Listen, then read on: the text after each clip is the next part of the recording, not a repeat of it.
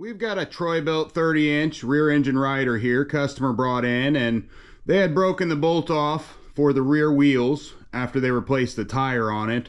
When they went to take the bolt out, they didn't heat up the shaft. It's got red Loctite on it. It snapped off. Pretty common. We got that fixed. Notice there wasn't any gas in it. Put some gas in it. Wouldn't start. So we called the customer and said, hey, is there anything else going on with this? And they say, well, no, why? And well, there wasn't any gas in it. And after we got off the phone with the customer, it started leaking gas. Now there is some fuel in the crankcase. Always check your oil before you try to start anything. There is some fuel in the crankcase, so I'm not going to try to turn this thing over or anything. But the symptoms of this happening, or a bad carburetor or something like that, it still wouldn't start. So with the carburetor leaking like that, it's probably all gummed up. So the symptoms of this is it'll turn over, but it won't start.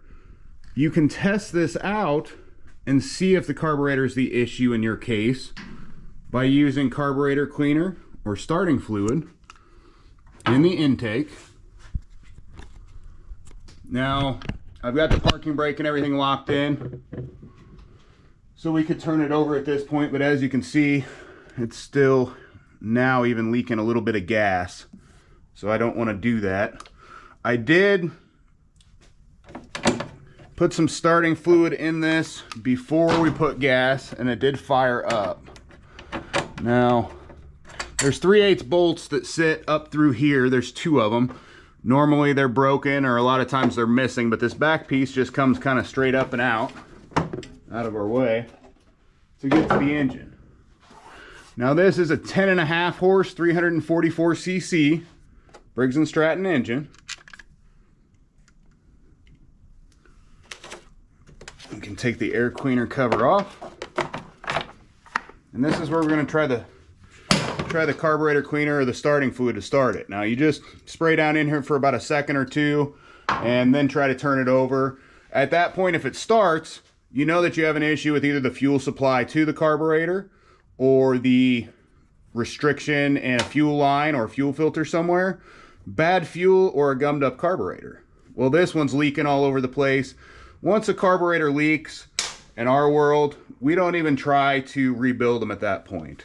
We replace the carburetor completely. There have just been so many times where we rebuild a carb or something like this, and then you run into the same problem not a long time down the road, and it doesn't matter how clean you get it. It's kind of one of our policies. If it leaks, too much of a safety issue, you know, if this is parked in somebody's garage and it's leaking all over the place and it catches a spark, I mean, you could light somebody's house on fire or kill somebody. Not worth it. Yeah, it's leaking all down out of there. Wow. We're going to, at this point, take the carburetor off and we're going to address the carburetor issue.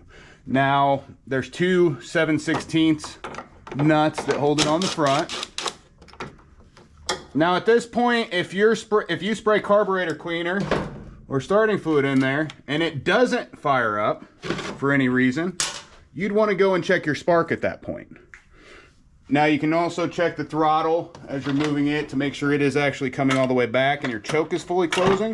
If the choke's fully closing, it'll be all the way back this way here. So you can see it springs back if it's off choke, but if you choke it, it'll go and then pull backwards. See if I can't get just a tiny bit down further for us.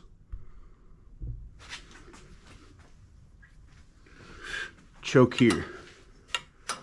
So that's choked fully when it's here. Off choke there. Choke, unchoke. Right. Now, at this point, you can check your spark with either a spark tester, or you can pull it out and just hold the spark plug to the side of the block. A lot of times we'll do something like that. You just pull the wire off and you can test it just to the side of the block while you're going. And all you're looking for here is just that there's spark in between the inner probe and the outside. You should be able to visually see that if it's turning over. We use the spark checker. It works very well. In this case, I know we're getting spark because I did check it before we put any fuel into it. I figured that was probably the issue. This is kind of one of the common ones with a Nikki carburetor. You run into a lot of issues with them just because of the way they're designed, you know. I'll show you a little bit more about that when we take this off of here. At this point, if you're getting spark and you've tried an auxiliary fuel source, pop open the valve cover. Now at that point, the valve cover, it just basically gives you access to the rest of the health of the engine. You know, your valves, there's push rods in here that move in and out, and that's what actuates the rocker that in turn pushes the valve. Now both of these valves should spring back out the same amount, and everything should be tight. Now when one valve's in, the opposite valve should have just a tiny bit of play in and out, and it's thousandths of an inch, so it shouldn't be loose, but it should have a little bit of play. It shouldn't still be tight when the other one is all the way pushed in as far as being open on these. That'll tell you a lot about it also. You can also pull the 24 millimeter or 15/16 bolt out of the top and check the flywheel key for timing if you're still having issues at that point. There's not really a whole lot to these engines. You know, they're pretty simple as far as diagnosing and figuring out what's going on. You know, in this case, it's just a simple case of a carburetor issue.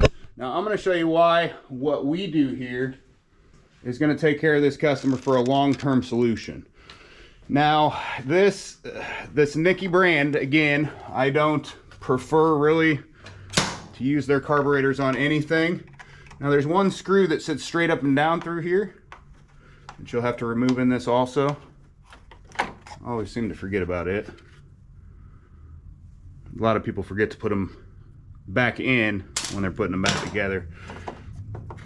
But at that point, that's all loose. I think I'm actually going to go ahead and take it loose up here further also to get everything off, give you guys a better view. That's not the right size. It's a 3/8. Gonna need up top. I'm not sure that this will actually come off without doing that. Otherwise, you'd have to take the whole shroud off.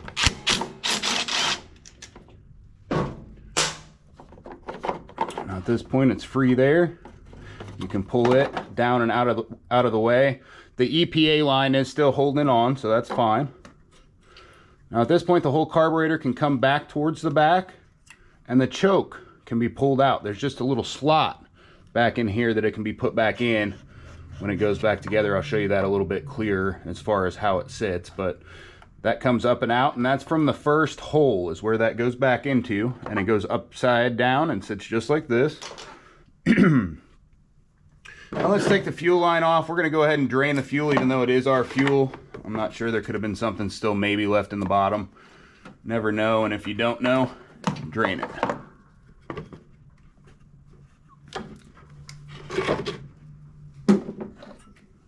The carburetor from there, if you just kind of pull it out toward you and then tip it, the linkage comes right out, and then there's a spring attached, and all that has to be is just kind of slightly pulled and taken out. Now you've got the whole carburetor free. From there, we can take the 5/16 off the front. I've got. Now you can either use like a deep well, or you can use just a ratchet like this. I like to tighten these back up by hand because they're going into the plastic, as opposed to having a threaded brass or something that some of these do. Just a little bit more sensitive to being stripped out if you're going to use a power tool.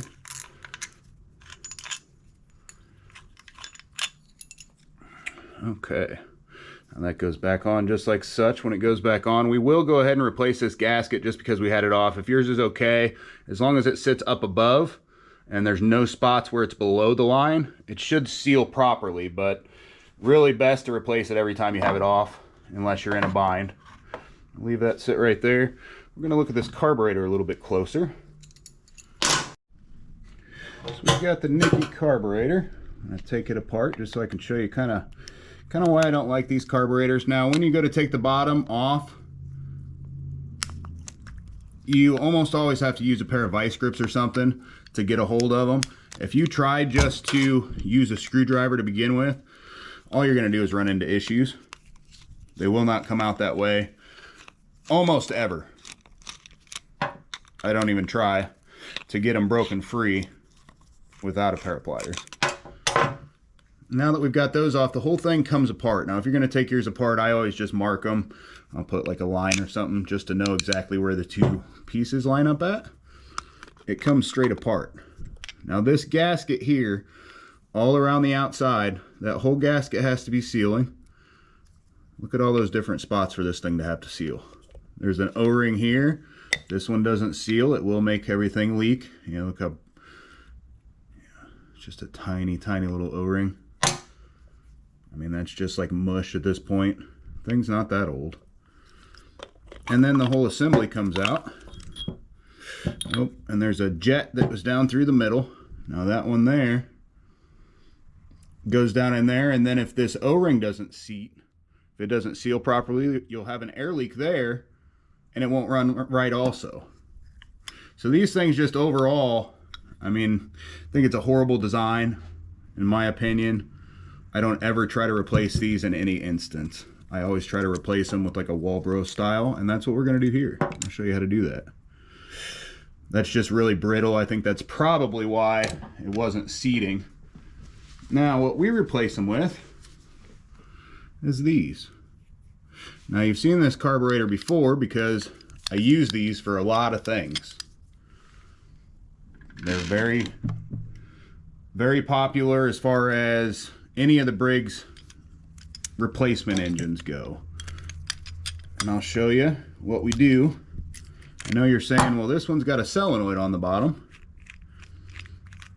I'm just going to pop that open. I'm going to go ahead and snip your solenoid off. Now all this does at this point, it's off, so it's sprung out, which shuts off the fuel. Now if you don't hook anything up to this, you're never going to get fuel through to the carburetor. If you had 12 volts hooked up to it, it'd come down and it'd allow fuel into your main jet right down through there. And if not, you'd never get it to start. So we're going to snip it. That means this is basically just a nut on the bottom of the carburetor at this point. Now we could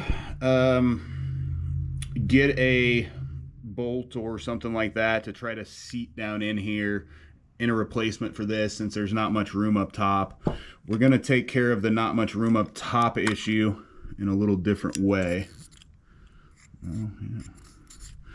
Seems almost like a piece of something down in there. I'm going to have to spray that out real good. Either way, what I wanted to show you is we always check the jet size. See how much different they are. Now we have the one that came out of it.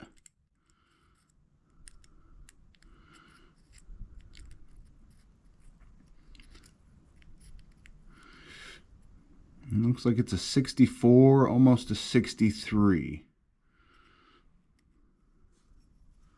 As far as the jet size goes. These are just micro drill bits. So that's a .037. And let's see what size this is. Let's go with the 63. So 63 fits in there pretty well. Which means this jet is just going to be slightly bigger. Now this engine being a 10.5 horsepower engine, as opposed to a lot of these come with a 12.5 or a 13.5 horsepower Briggs and Stratton, the jet size is quite a bit different from here to here, as these are meant for larger engines. So what we're going to do is we're going to use just a regular, household screwdriver here. Works well. It's large enough to remove that jet. You want to make sure it gets to both outside edges, and I'm going to show you how to make that jet smaller in order to get this thing to run right. Now when you remove this, you just want to push and turn, and it'll break that right free as far as the main jet goes. Now with this, you will need some micro drill bits, something to match up with your jet size of the original jet is what we're looking for. Now I believe it was a 64 that fit in here perfect. And then the 63 didn't quite fit, but seemed like it might want to. Now that's what size jet we're going to want in the end, is we're going to want a 64 here. But this right now, I was able to actually shove the 61 through it. So it's pretty large right now. What we do is we're going to use just a little bit of some flux, and it just keeps everything clean. Now this is actually a flux cord solder that we use. Just a regular old plumber solder. Works well. You can grab a pair of needle nose pliers just to hold on to it with if you'd like. Otherwise you can just set it, might just set it down on the table here. Works pretty well also. Make sure I got that good covered. Yeah. Now all I'm going to do at this point, I've got some flux in there. As soon as I hit it with the heat, it'll basically all dissipate. And then I'm going to use a little bit of this soldering wire, and I'm essentially going to fill in that hole down through there. Now I always like to get a drill bit size that's going to match right down through on this side, just to make sure that I can drill down through there and make that same gap. Now on the back side, I'm going to try not to touch anything here. I want that same angle all the way around on there to stay. I don't want to affect that at all. So once I get this to heat up, I'm going to watch down through there, and I'm just going to fill that main center hole, the main jet down through. I'm going to try not to protrude too far on the back side, because otherwise I want to clean all that off before we're done. You want that same angle. The only thing you want to change is basically that jet size straight down through. Now finding the drill bit size that fits the outside edge of that main is a good way to get started here. I'm just going to hit this. I've got MAP gas from Burns-O-Matic. You can use propane or anything else. It doesn't have to be super hot. It doesn't take long at all.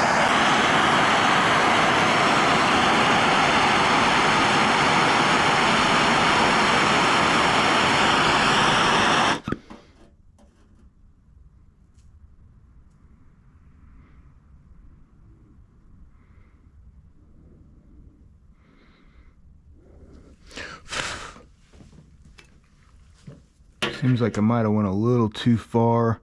I went a little far through, but I think once I drill out that other side and just kind of barely touch on this side, I think we'll be perfect. I don't think everything that I got on the side kind of, you know, just washed down through. So I think that middle jet is basically all that's filled at this point.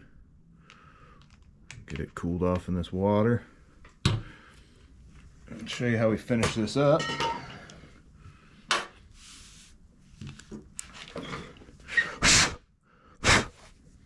So I think it's looking pretty good.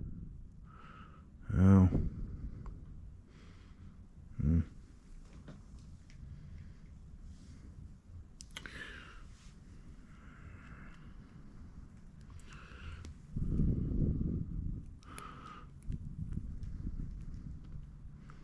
Thought it was looking pretty good. I mean, it looks like it fills the middle some, but I'm not sure it's going to be enough to get us to be where we're going to want. I think it was a 64. I'm going down through the center here. And it actually almost looks like it filled in well. Normally it'll fill in solid as opposed to around the outside edges. I don't really like to change those outside edges, but it looks like here. See what happened. I'm going to drill through with this. Yeah, it's still quite a ways bigger than that, I think. Even though in this side, there's not really been any. Yeah, so that's all the same. All that just kind of come off, so that's okay. The middle jet size,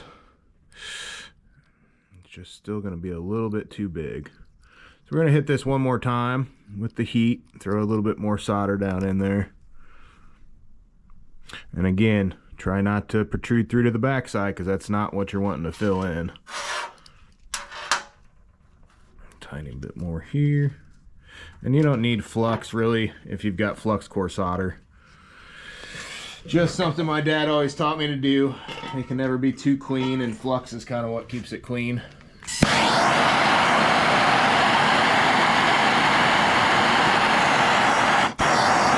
Heat it back up, and I'm just going to kind of knock it out and start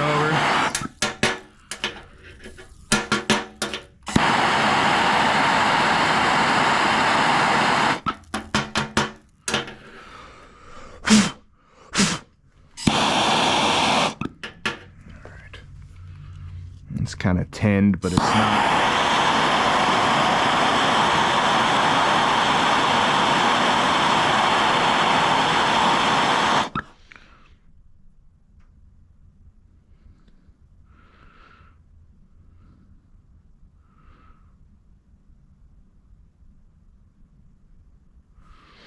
Well,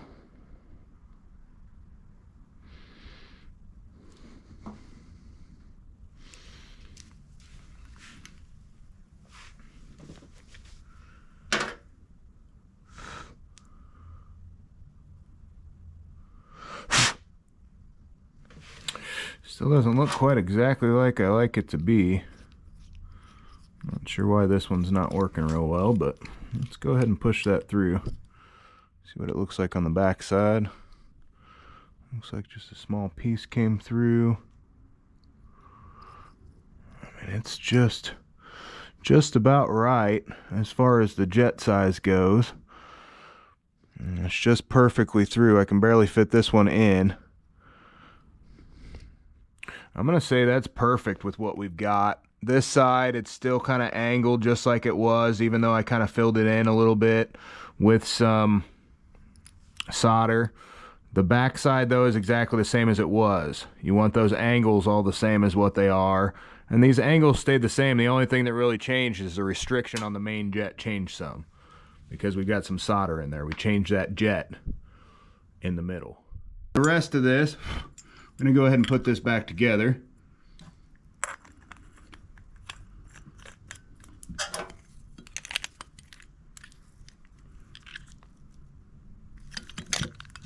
And then this choke, since the choke plate's so much different, we're going to take the choke plate out also. We're going to take the original one, just so it chokes that extra amount. We're going to put it in there. So now that choke is the same as the other one was. No issues there. Everything else matches up top. Now this thing's going to be way better than that carburetor that they had on there originally. See, it looks like that gasket swelled up, moved out. That's almost always what they do. Get a replacement if you're ordering parts. That's a 692138 on that one. And it's got little keepers down in here as you're doing it. Makes it kind of easy most of the time.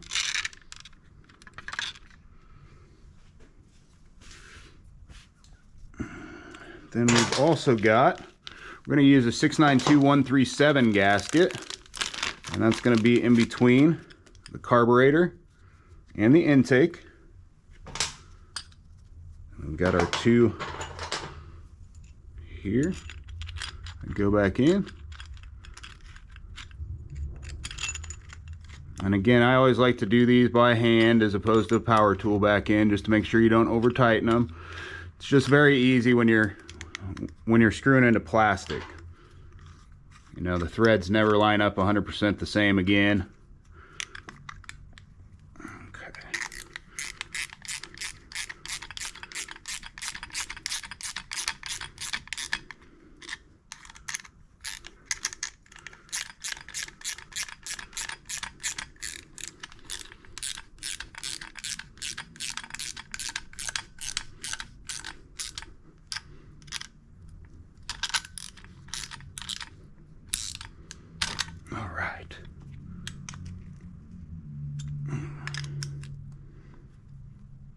Okay, we're all good. Now we're going to hook this back up underneath like such. Now the governor linkage and spring is hooked in over here up underneath to the governor arm. We're going to first get the spring into the small hole on here, and then we're going to get it into the bigger hole. Now that's all fitting. Now as this goes back on here, you're going to notice that this little tab right here is going to be in the way. All we're going to do, I'm just going to take a pair of snips and snip that right off. Pretty easy. And then we'll take this piece, and it goes right in the slot in the back. So there's a slot here that it slides into, and that's because this comes back when you pull the choke, and that's what actually hits the choke lever. Now that we're back up top, get this cleaned out a little bit. It's got a bunch of old fuel and stuff in it. This front one's in good shape. I'm going to leave it where it is. Not going to replace it. If it's bad at all, you're going to want to get it taken care of though. Now if your mower has had a leaky carburetor, you've got to be very careful at this point because you want to get that gas and oil mixture out of the crankcase. Now what we will normally do is we will normally go ahead and drain it and change it, and then we'll run it for about 5 or 10 minutes and change it again, just to make sure we have it all out of there. I'll tighten that up.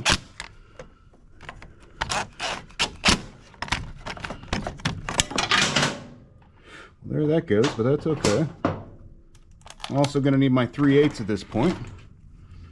My 3/8 is going to get my 2 right back on here.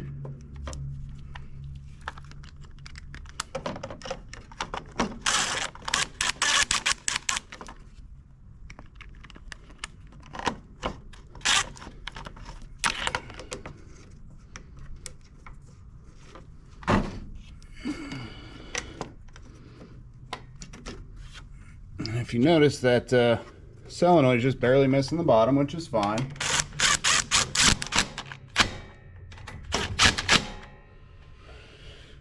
Snug those up. We're going to replace this fuel line real quick. The fuel line's out.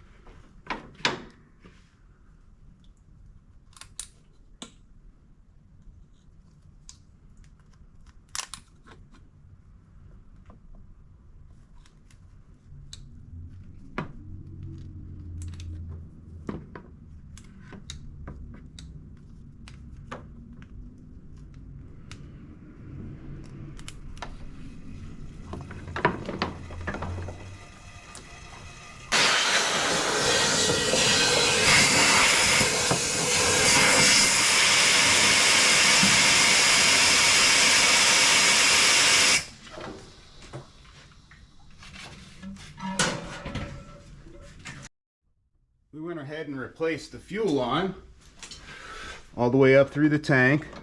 Now I blew the tank out all the way also, just use compressed air.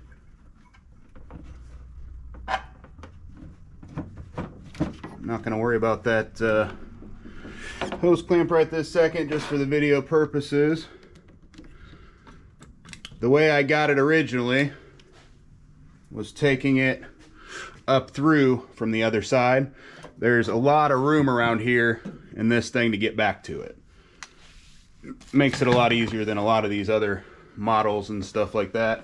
Now, since we know it was leaking gas, we want to check and see if there's anything in the cylinder. Now, this thing could be completely full of fuel. We don't know until we open it and see what it looks like.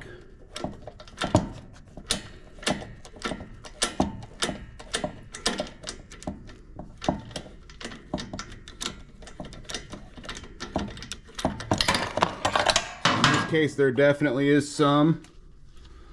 The plug's wet. It's kind of wet inside, but there's not too much to where I'm really worried about it. We're going to put a new plug in it real quick.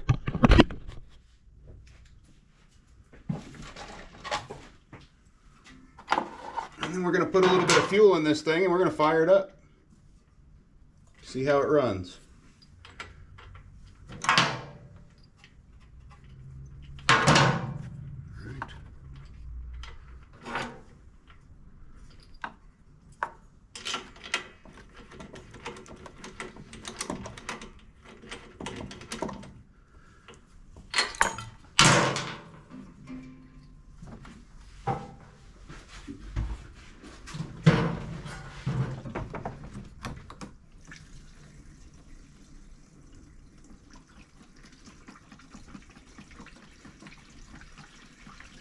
Now you definitely want to make sure you completely blow the tank out and get it completely dry, just in case there's some kind of moisture or something in the bottom of the tank that's still accumulated in there. I'll show you what I mean in the bottom of the one we just pulled out. Now I put 10W30 oil in it. It's at the perfect level. Just maybe a tiny bit low, but that's okay because we're going to switch it out here in just a minute anyway after we run it for a couple. Let's see. On here we're looking, there's a bunch of water floating in the bottom at some places. I think we can see it because of the line in there. Yeah, so down at the bottom there is a bunch of water in the bottom there. So kind of floating around at that corner. Now if we leave any of that in there, try to run it with a new carb, we're just going to run right back into the same issue. It's not going to run right. Looks like, put this one over. Still got to fix up the other one, but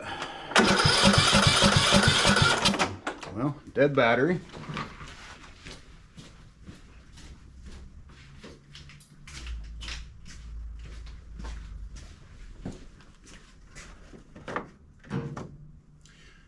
So what we'll do is we'll charge this thing up for him for about an hour and see if it holds a charge. Otherwise, we'll have to quote him a new battery also. Okay, let's see. So choke. As I choke this, I'm going to note the action. Everything's working like it should. Nothing's in the way.